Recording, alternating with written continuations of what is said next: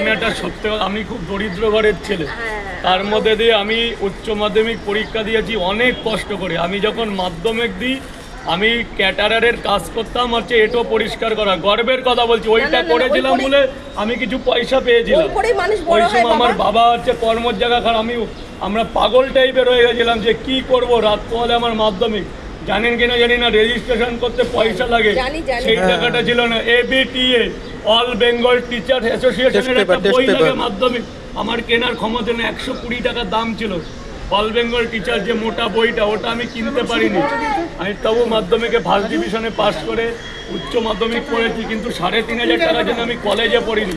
আপনার মতন একরাশ দুঃখ আমার মনের মধ্যে, এমনিতেই পড়াটার লাইনে আসিনি। বড় চাইতে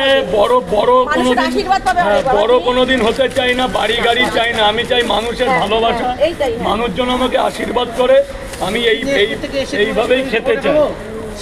আমি কিন্তু এইভাবে আমি সুখে আছি, কিন্তু এর মধ্যে আমি আমার পরিবারকে নিয়ে আনন্দিত আছি। জানেন, আমার দুঃখ বললে আপনার চোখ দিয়ে জল বেরোবে।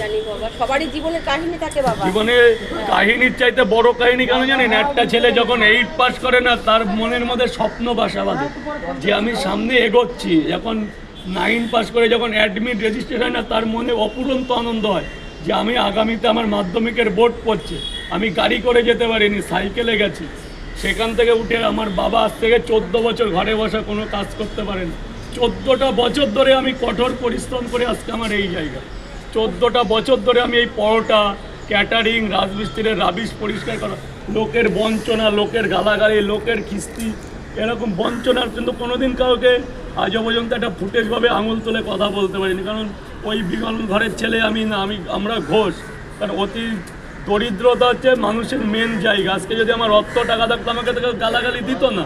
আজকে আমার কিছু নাই বলে আমাকে সমাজের ছোট চোখে দেখে। আমি গুমা থেকে ক্যান্টনমেন্ট হয়েছে 12 বছর বয়সে রাজমিস্ত্রির কাজ করতে, hotel Mox, Ripon street, Marwari catering, এইভাবে টেরে ধরে দাঁড়িয়ে থাকতে হয়, লোকে খায়।